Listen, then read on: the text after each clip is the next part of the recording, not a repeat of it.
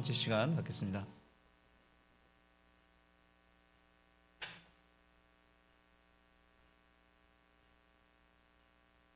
우리 한번 복습 한번 해볼까요?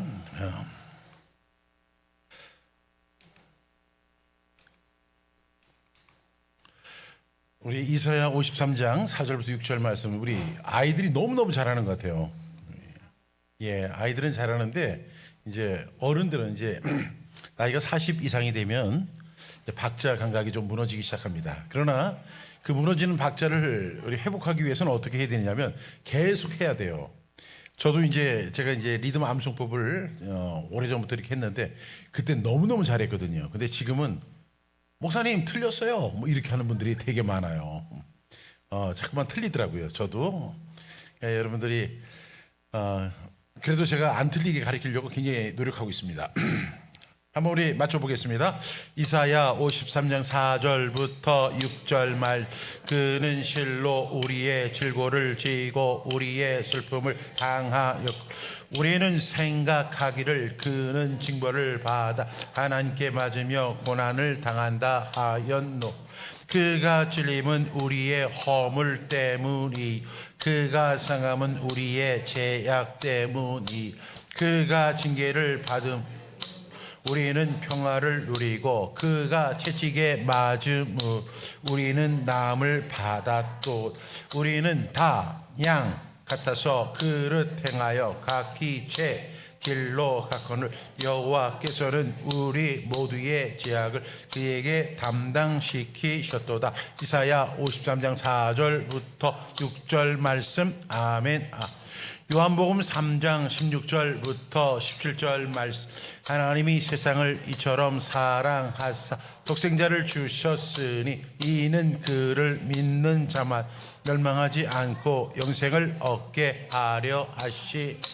하나님이 그 아들을 세상에 보내신 것은 세상을 심판하려 하심이 아니요 그로 말미암아 세상이 구원을 받게 하려 하심. 요한복음 3장 16절부터 17절 말씀. 아멘. 아멘. 제가 그 성경 암송을 오늘 여러분에게 소개를 세 가지를 했죠. 첫 번째는 리듬 암송법, 두 번째는 반복적 분수법, 세 번째는 태필린 선포법, 이렇게 진행을 했는데요. 제가 여기는 사실 제가 한 가지 더 방법이 있어요. 그 방법이 뭐냐면 텐텐텐 암송법이라고 있는데, 제가 그 텐텐텐은 뭐냐면 이 암송법이 우리가 가장 많이 쓰는 방법인데 이런 방법이에요. 제가 성경 암송의 임 365 이걸 하루에 한 절씩 이렇게 제가 암송을 해야 된다면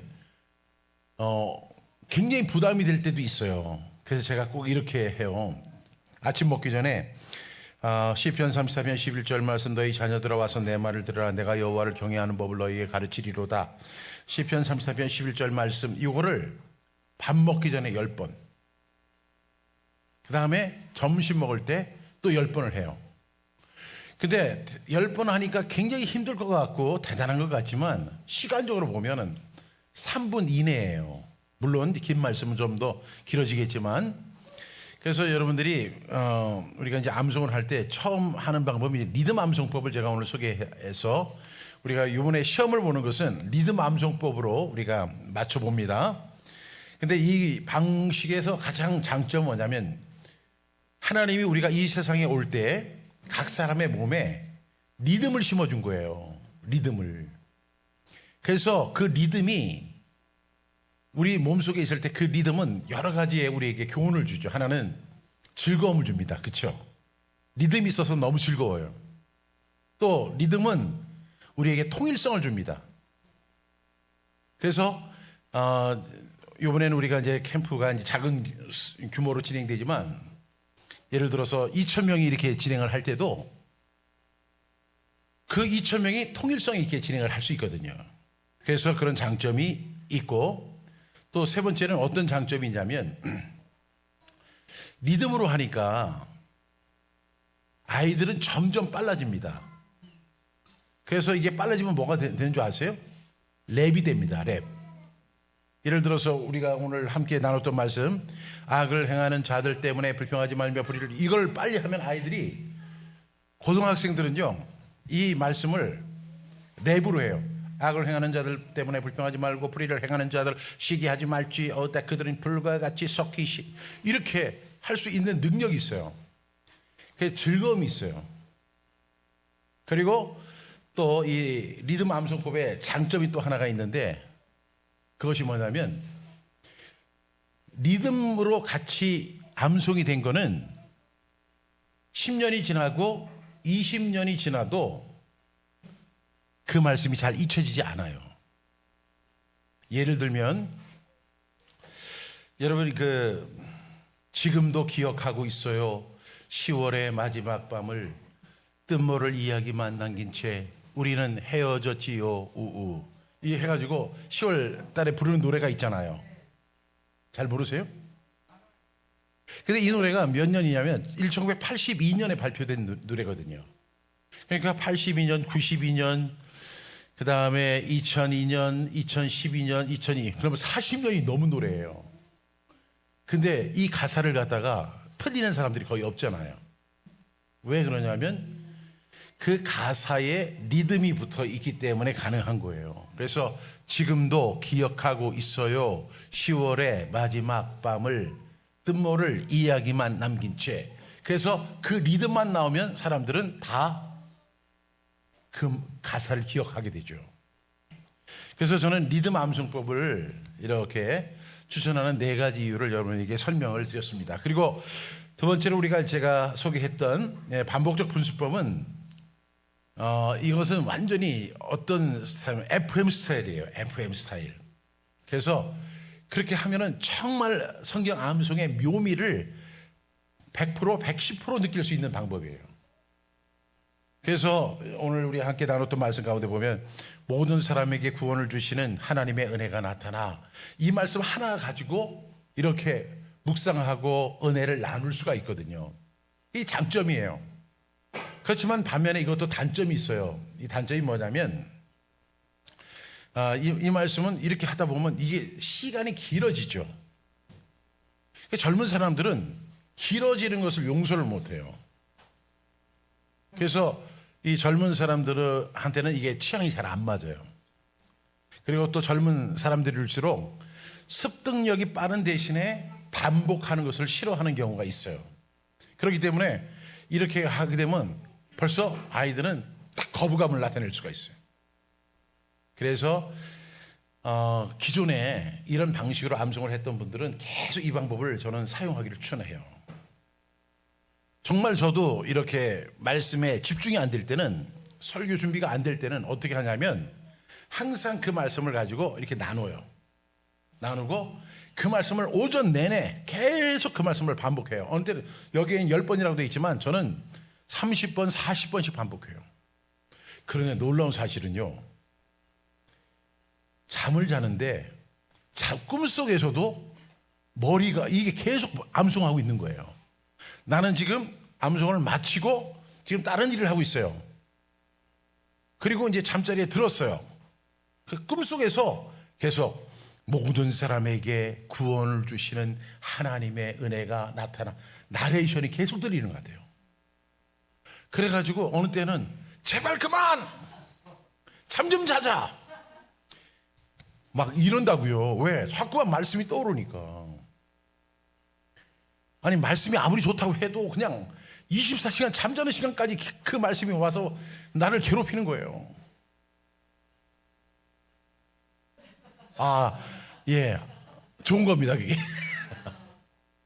그래서 저는 이 방법 참 여러분들 어떤 말씀을 묵상할 때 사용하는 가장 좋은 방법.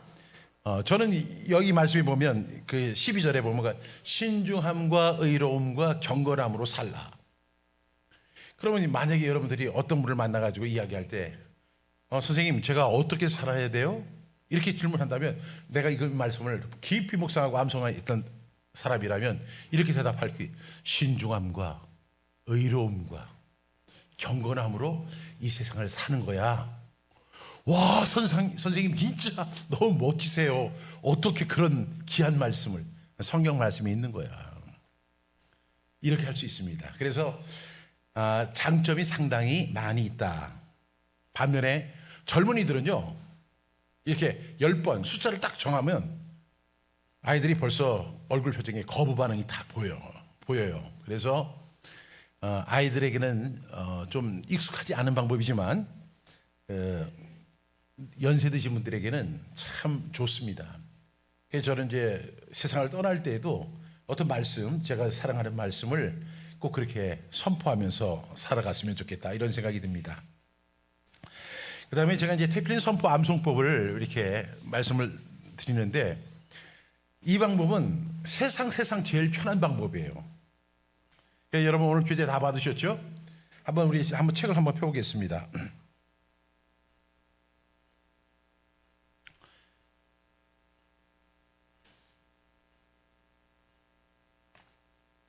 그냥 제가 61쪽을 피겠습니다. 61쪽. 이 가정예배 할 때 너무 좋아요. 왜냐하면 아이들이 가정예배 이렇게, 요즘에는 가정예배 할 때 어떻게 하면 되냐면, 우리가 이제 가족이 있다면 우리 아이에게 왜 성도는 어떻게 살아야 합니까? 이 질문이 있잖아요. 61쪽 있나요? 네. 그럼 제가 이제 어린아이입니다. 그럼 이제 아빠가 기도했어요. 하나님 아버지, 오늘 우리 가정이 이렇게 모여서 가족들이 함께 가족 예배 드립니다. 하나님, 우리 가정 축복해 주시고 우리 자녀들을 축복해 주세요. 그리고 우리 자녀들이 하나님의 말씀을 사랑할 수 있도록 하나님께서 도와주세요. 그리고 이제 기도한 다음에 이제 오늘 네가 인도해. 그러면 이제 아이가 합니다. 성도는 어떻게 살아야 합니까? 그럼 우리 같이 선포합니다. 에베소서 5장 3절부터 4절 말씀. 음행과 온갖 더러운 것과 탐욕은 너희 중에서 그 이름조차도 부르지 말라. 이는 성도에게 마땅한 말이라. 누추함과 어리석은 말이나 희롱의 말이 마땅치 아니하니 오히려 감사하는 말을 하라. 에베소 5장 3절부터 4절 말씀. 아멘 아멘. 그 다음에 해주세요. 41번 해주세요. 아니 잠깐 여기서 할 거예요. 41번을 갖다 불러주세요. 예, 큰 소리로.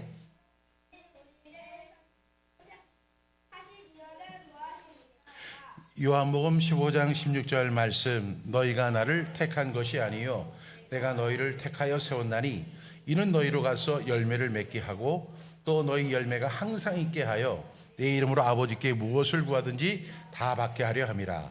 요한복음 15장 16절 말씀. 아멘 아멘. 우리 사모님 계속해서.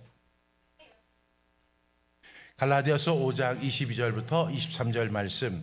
오직 성령의 열매는 사랑과 희락과 화평과 오래 참음과 자비와 양성과 충성과 온유와 절제니 이 같은 것을 금지할 법이 없느니라.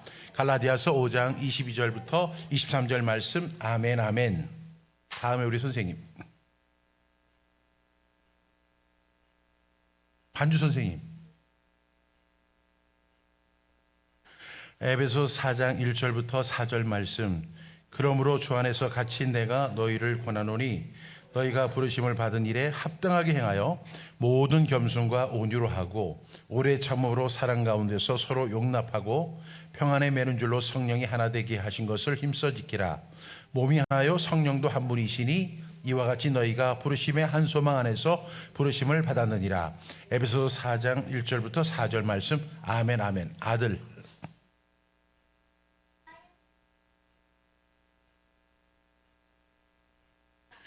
에베소 4장 13절부터 15절 말씀. 우리가 다 하나님의 아들을 믿는 것과 아는 일에 하나가 되어 온전한 사람을 이루어 그리스도의 장성한 분량이 충만한 데까지 이르리니 이는 우리가 이제부터 어린아이가 되지 아니하여 사람의 속임수와 간사한 유혹에 빠져 온갖 교훈에 불려져 요동하지 않게 하려 함이라. 오직 사랑 안에서 참된 것을 하여 범사에 그에까지 자랄지라. 그는 머리니 곧 그리스도라. 에베소 4장 13절부터 15절 말씀. 아멘 아멘.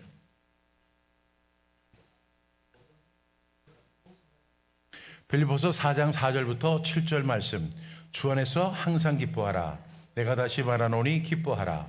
너희 관용을 모든 사람에게 알게 하라. 주께서 가까우시니라. 아무것도 염려하지 말고 다만 모든 일에 기도와 간구로 너희 구할 것을 감사함으로 하나님께 아뢰라. 그리하면 모든 지각에 뛰어난 하나님의 평강이 그리스도 예수 안에서 너희 마음과 생각을 지키시리라. 빌립보서 4장 4절부터 7절 말씀. 아멘 아멘. 그 아들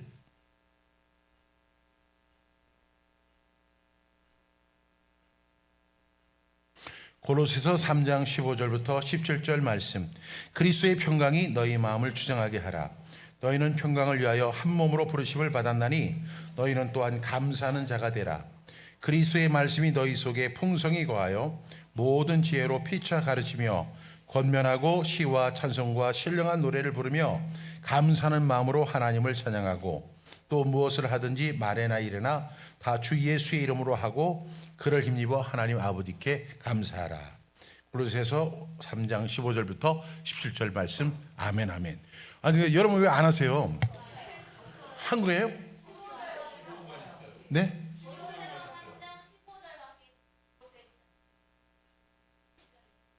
아 그래요? 네. 이게 제가요. 예, 이게 오래된 거예요. 죄송합니다. 네. 진작 얘기를 해주시죠. 네.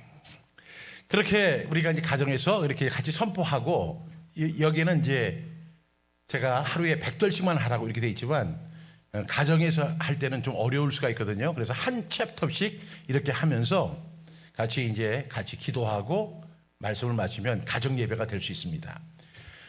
여러분 여러분들이 제가 이것을 하기 위해서는 오늘도 제가 결단하는 자세가 필요하다고 했는데 여러분 하루가 1440분이에요.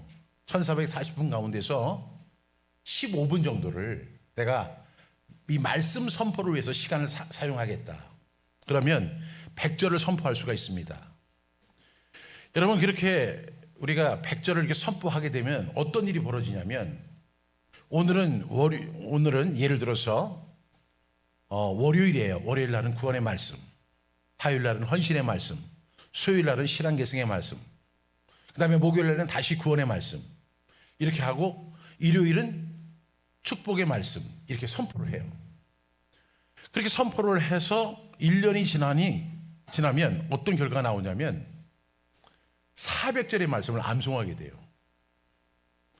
그런데 여러분 100절 말씀을 암송하는 것도 굉장히 힘들다고 말씀을 드렸는데 또 그것을 유지 관리하는 것도 굉장히 힘들다고 말씀을 드렸는데 이것을 매일 하루에 100절씩만 이렇게 15분의 시간을 내서 이렇게 선포를 하면 어떤 결과가 있느냐면 400절을 암송하게 되고 그 말씀이 내 삶에 그대로 남아요. 제가 1년 안에 1년이 되면 400절의 말씀을 암송할 수 있습니다 하니까 사람들이 아니 어떻게 그게 가능해요? 가능합니다. 그래서 여러분들이 그렇게 한번 선포를 해보시는 거예요. 근데 이렇게 선포를 하다 보면 이제 가정예배에서도 참 유용한 것이 이 주제가 4개의 주제가 있잖아요. 첫 번째 주제가 뭐라고 했죠? 구원의 주제. 그러니까 하나님이 나를 구원해 주셨다고 하는 구원에 대한 사실이 분명해야 돼요. 구원관이 철저해야 됩니다. 두 번째는 헌신이에요. 그런데 우리가 예수를 믿고 구원받은 하나님의 자녀가 되면 어떻게 살아야 되느냐? 헌신의 삶을 살아야 돼요.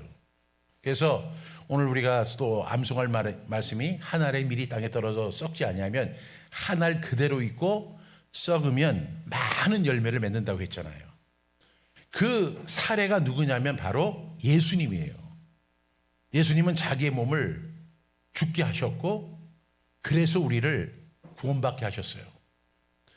그것처럼 우리도 헌신의 삶을 살아야 합니다.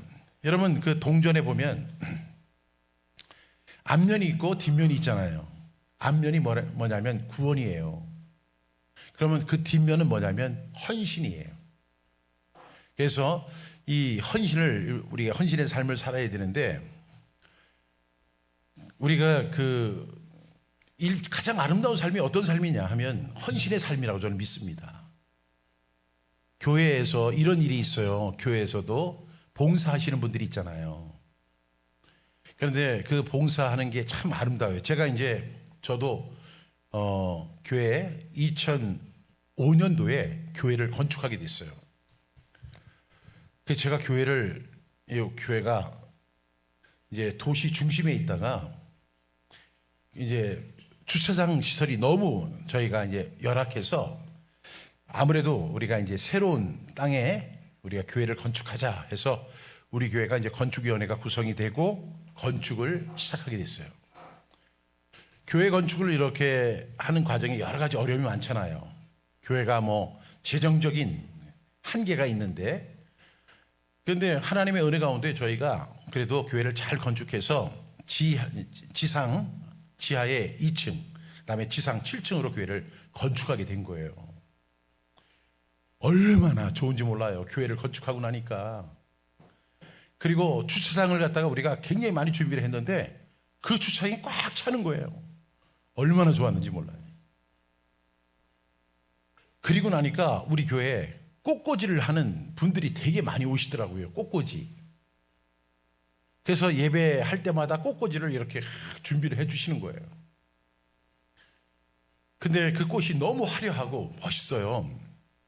토요일 날 이렇게 와가지고 이제 꽃꽂이를 하고 사진을 찍고 이렇게 하십니다. 근데 하루는 그때 이제 제가 너무 젊은 목사였기 때문에 이렇게 이제 그 본당에 가서 이렇게 보니까 꽃꽂이를 하는데 꽃꽂이가 마음에 안 드는 날이 있는 거예요. 온통 색깔이 하얀색이에요. 그래서 제가, 아니 집사님, 너무 꽃꽂이가 하얘요. 왜 하얀 꽃만 이렇게 하셨어요? 이렇게 제가 얘기했어요. 그랬더니 그분이, 목사님은 이런 거에 대해서 잘 모르시잖아요. 목사님은 말씀에 대해서만 하시고 꽃꽂이는 제가 알아서 할게요. 제가 그래도 꽃꽂이 강사고요. 뭐 이렇게 하면 얘기를 하는 거예요. 그래서 근데 제가 예 알겠습니다 하고 그냥 나왔으면은 좋은데, 제가 한성가를 했어요 그때. 그래가지고 아유 그건 맞는데 꼭 장례식장 같아요. 제가 이 얘기를 한 거예요. 그 말이 그렇게 나쁜 건 아닌 것 같은데 나쁜 말이었어요. 그분이 눈물을 제 앞에서 뚝뚝뚝 흘리시더라고요.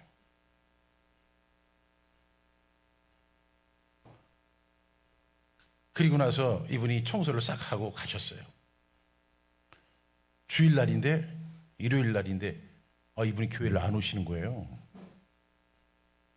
그래서 우리 다른 목자로부터 연락이 왔어요. 목사님, 그 집사님이 교회를 옮기시겠대요. 이렇게 얘기를 하는 거예요. 그래서 제가 이렇게 그때도 제가 너무 철이 없었어요. 그러면 아유 집사님, 제가 찾아가서 죄송해요.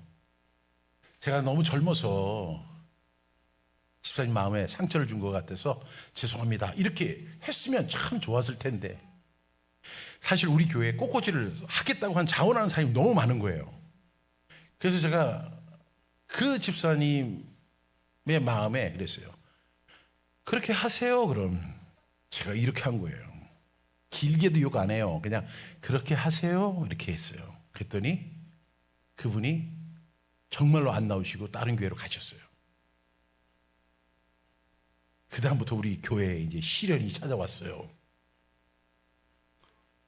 제가 여러 가지로 생각을 해봤어요. 제가 너무 철이 없었기 때문에 그 집사님의 마음을, 그 수고하는 그 집사님인데, 교회에서 우리가 꽃을 위해서 한 10만 원 정도 주지만 사실 그분이 쓰는 돈은 20만 원, 30만 원이 되는 거예요. 근데 좀 그 목사로서 그걸 좀 챙겨주고, 아우 집사님 최고야, 막 이렇게 해줬으면 없던 힘도 났을 텐데 있는 힘마저도 사라지게 제가 만들었거든요. 지금도 그 생각을 하면은 되게 마음이 아려요. 그러니까 박 목사님 절대 안 그러실 것 같아요. 근데 또 한편으로 이런 생각을 해봤어요. 내가 정말로 그 박 목사가 그렇게 철이 없어서 장례식장 같아요. 이 얘기 한마디 했다고 또 삐져가지고 다른 교회로 그 가는 사람은 또 뭐야? 그러니까 도찐 개찐이에요. 그 목사 밑에 그 성도예요. 근데 나중에 제가 어떤 교회에서 모임이 있어서 그 교회를 갔는데 그분이 거기서 한복을 입고 안내를 하고 있는 거예요. 눈이 딱 마주쳤어요. 그때 제가 그 집사님의 손을 잡고 집사님 정말 죄송해요. 제가 그때 정말로 용서를 빌었어요. 다른 교회에서 열심히 봉사하시는데 어쨌든 간에 우리가 이 헌신의 삶을 살아가는 것, 오늘 제가 이 자리에 설 수 있었던 것도 저를 위해서 헌신했던 어떤 분들이 있었기 때문에 가능했던 거잖아요. 내가 예수를 믿고 하나님의 자녀가 된 그 모습 뒤에도 나를 위해서 기도해주고 그 다음에 나에게 복음을 전해주고 나를 위해서 정말로 눈물로 기도하는 그런 어떤 분이 있었기 때문에 그것이 가능하잖아요. 여러분들 다 하나님의 은혜예요. 그렇죠? 은혜 가운데 여러분들이 서 있다고 하면 우리는 어떤 삶을 살아야 하냐면 정말로 하나의 미랄처럼 살아야 돼요. 우리의 생명이 영원하지 않아요. 우리가 강건하면 70, 80밖에 안 돼요. 그것도 빨리 갑니다. 그러는 동안에 정말 우리는 이 헌신의 삶을 살아가려. 그러면 어떻게 살아가야 되냐 하면 이 헌신의 말씀, 백전의 말씀을 선포하다 보면 내가 어떻게 헌신할 것인가? 헌신이 뭘까? 어떻게 헌신할까? 헌신하면 어떤 고통이 있을까? 그리고 그 고통을 어떻게 감내할 수 있을까?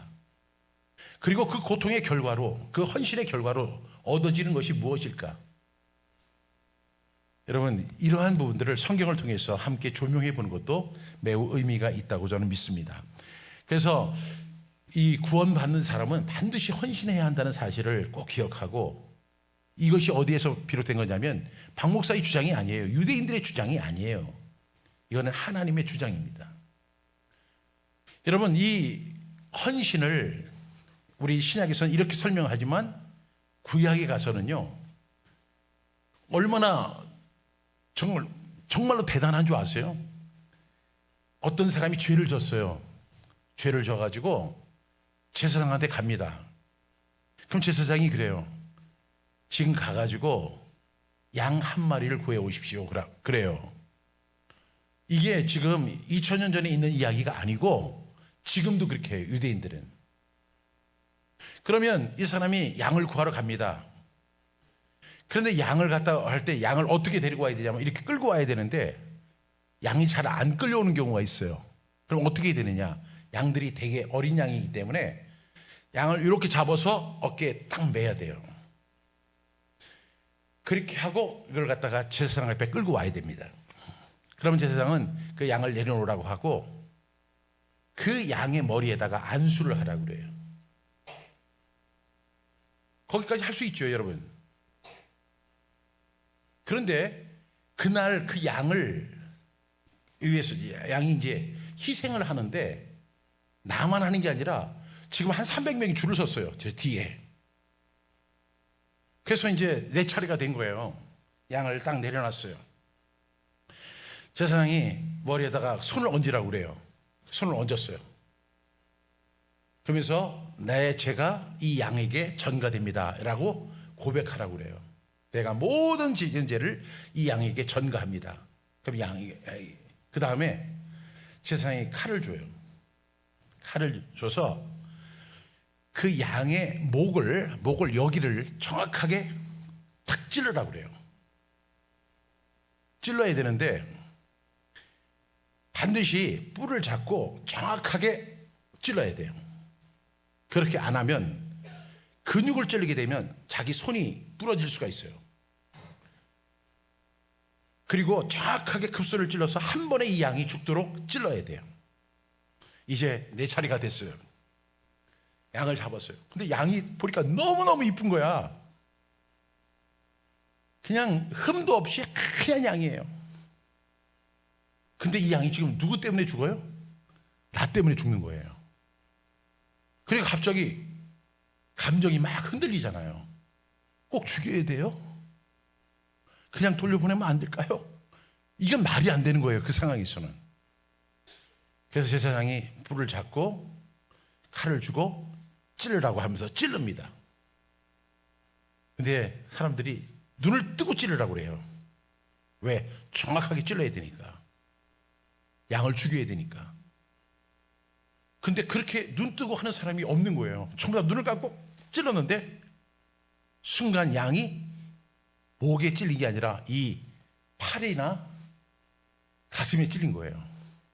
양이 야단났어요. 이리 뛰고 저리 뛰고 막 뛰는데 칼로 찔렀으니까 거의 피가 나올 거 아니에요. 온통 이 공간이 다 피바다가 되는 거예요. 그러면 제사장이 그 양을 잡아다 주지 않아요. 반드시 자기가 잡아와야 돼요. 그리고 다시 잡아서 그 양을 찔러서 죽여야 돼요. 그 일을 지금도 하고 있다니까요. 유대인들은 불쌍하게도. 왜? 예수님의 그 헌신, 희생을 믿지 않으니까. 그래서 그들은 지금도 양을 그렇게 죽인다고요. 그렇게 하고 나서 얼마나 우는지 몰라요. 내 죄 때문에 이 양이 죽임을 당하는 거고, 그 온통 이 세상이 다 피바다가 돼요. 그래서 성경은 이렇게 이야기하죠. 율법을 따라 모든 것이 피로 정결하게 된다. 따라서 피 흘림이 없은즉 사함이 없다. 이렇게 말씀하고 있죠. 이렇게 헌신이라는 것이 내가 오늘 이렇게 예수 믿고 구원받고 하나님의 자녀가 되고 이렇게 된 것이 다 내가 한 것이 아니라 하나님의 은혜예요. 그리고 그 은혜 속에는 예수 그리스도의 피 흘린 헌신이 있었기 때문에 가능하잖아요.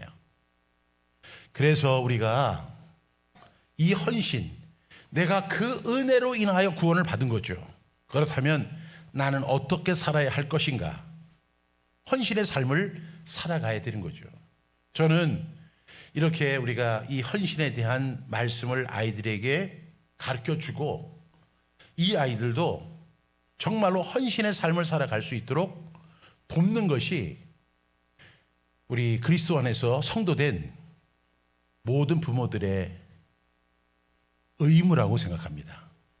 그 의무를 잘 감당할 수 있도록 이렇게 하는 것. 그래서 이 주제에 맞춰서 이 성경을 읽는데 제가 이게 선포할 때 이걸 선포한다 이렇게 이야기하는데 그때마다 사람들이 꼭 이렇게 해요.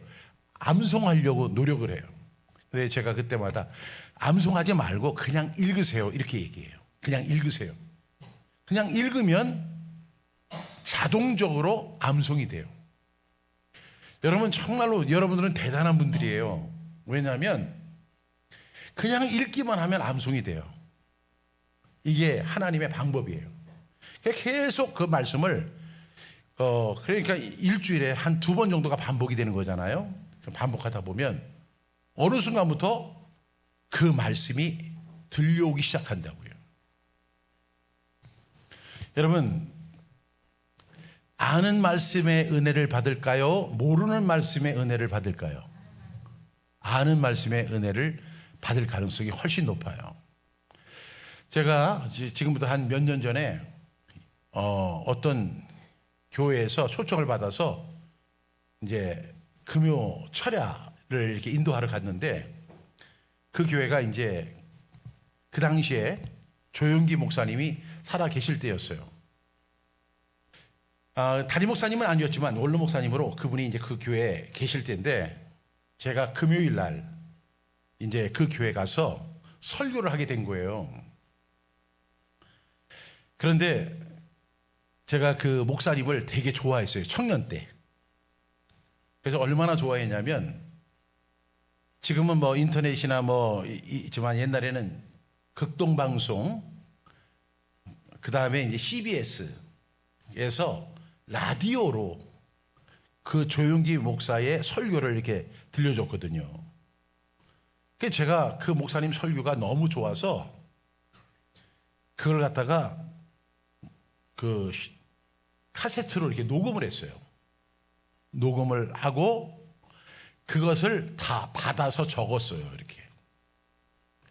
그렇게 받아 적다 보니까 노트가 몇 권이 되냐면 30권 정도가 된 거예요.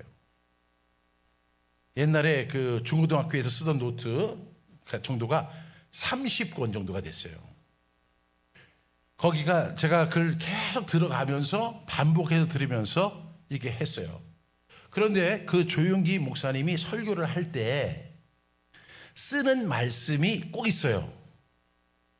그분이 이렇게 설교할 때 그 사용하는 말씀이 항상 이렇게 반복되는 말씀이 있어요. 뭐 사랑하는 자여 네 영혼이 잘된 같이 네가 범사에 잘되고 강건하기를 내가 간구하노라 뭐 이런 말씀도 있고 할 수 있거든이 무슨 말이냐 믿는 자에게는 능치 못한 일이 없느니라 뭐 이런 말씀도 있어요. 그래서 제가 그 말씀을 적어가지고 이렇게 하다 보니까 노트가 한 30권 정도 됐는데 그 30권을 그러니까 너무 많은 거잖아요 이게.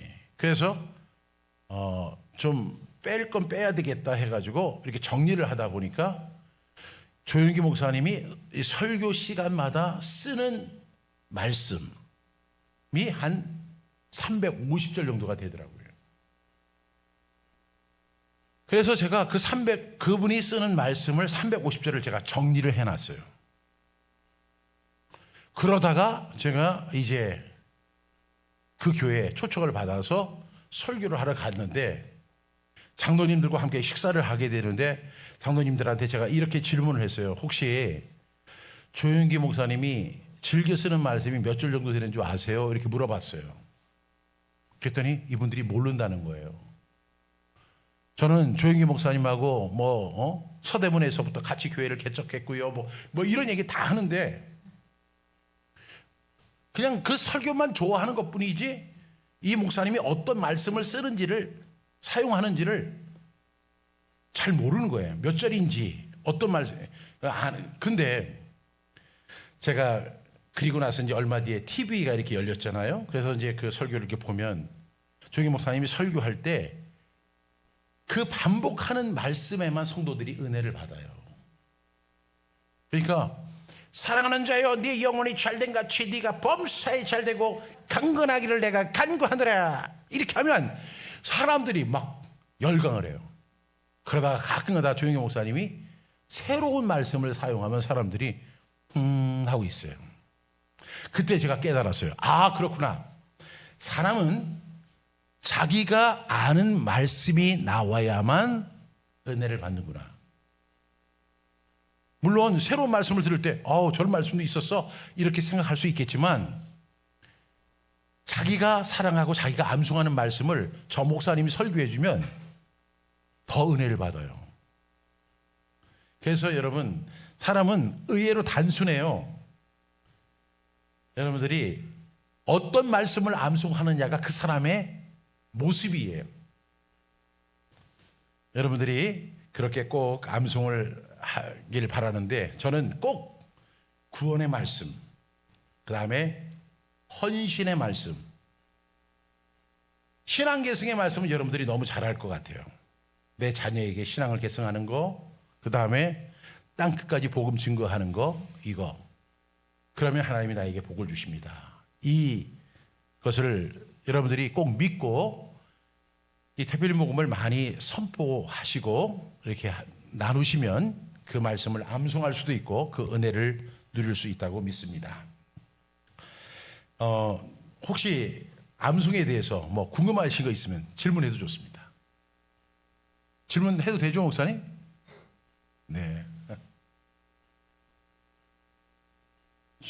그래서 제가 예전에는 그렇게 했어요. 혹시 이거보다 더, 왜냐하면 암송의 고수들이 되게 많이 이렇게 오는 경우가 있어요. 세미나 할 때. 그분들한테 더 좋은 암송 방법이 뭐 있을까요? 이렇게 물어봐요.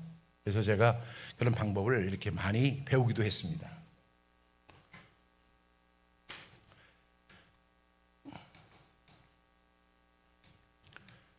그러면 우리 이제 헌신의 말씀 우리 한번 같이 선포하도록 하겠습니다.